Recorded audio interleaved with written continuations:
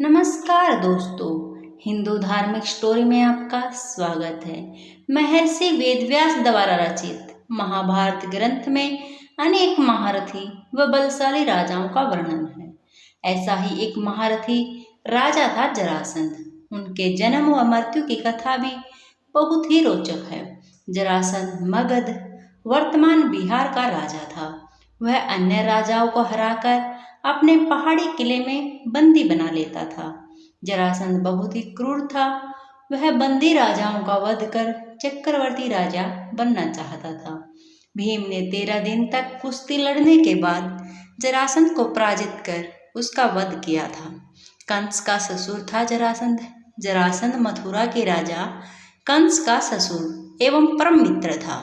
उनकी 2 पुत्रियां आसित व अप्रापित का विवाह कंस से हुआ था।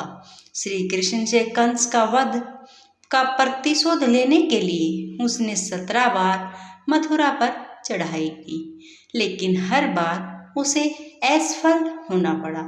जरासंध के भय से अनेक राजा अपने राज्य छोड़कर भाग गए थे। शिशुपाल जरासंध का सेनापति था। 100 राजाओं का करना चाहता था वध। जरासंध भगवान शंकर का परम भक्त था। उसने अपने पराक्रम से 86 राजाओं को बंदी बना लिया था। बंदी राजाओं को उसने पहाड़ी किले में कैद कर लिया था। जरासंध 100 को बंदी बनाकर उनकी बलि देना चाहता था, जिससे कि वह चक्रवर्ती सम्राट बन सके। ऐसे हुआ था जरासंध का जन्म।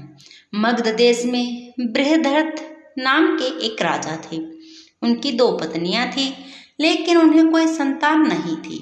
एक दिन संतान की चाह में राजा बृहद्रथ महात्मा चंड कौशिक के पास गए और सेवा कर उन्हें संतुष्ट किया।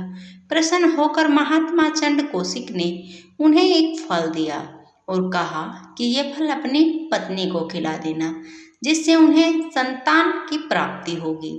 राजा बृहद्रथ की 2 पत्नियां थीं।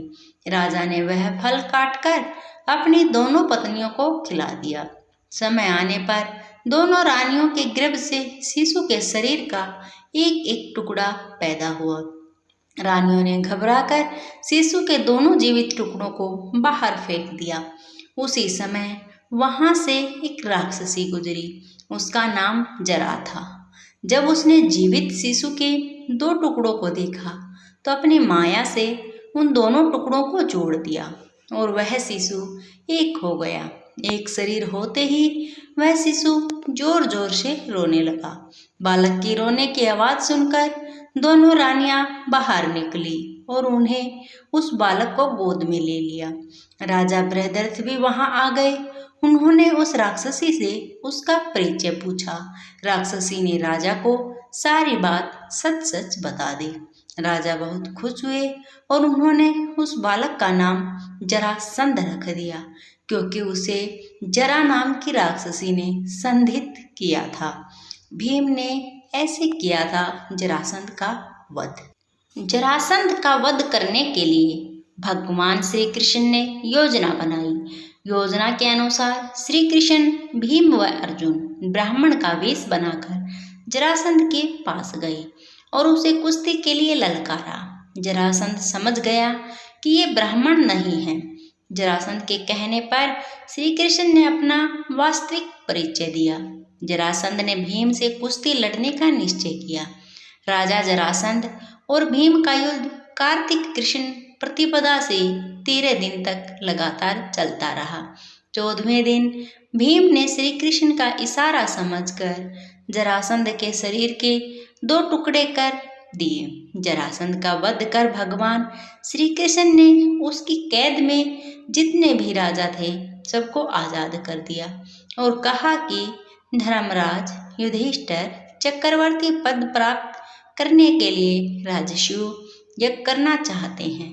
आप लोग उनकी सहायता कीजिए। राजाओं ने श्री कृष्ण का यह प्रस्ताव स्वीकार कर लिया और धर्मराज युधिष्ठिर को अपना राजा मान लिया। भगवान श्री कृष्ण ने जरासंध के पुत्र सहदेव को अभयदान देकर मगध का राजा बना दिया।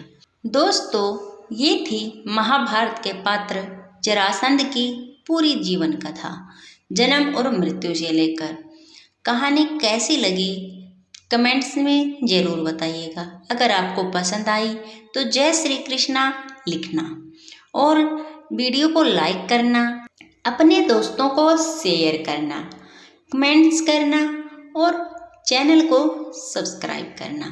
बेल आइकन को दबाना ना भूलिए ताकि नोटिफिकेशन सबसे पहले आपको मिले।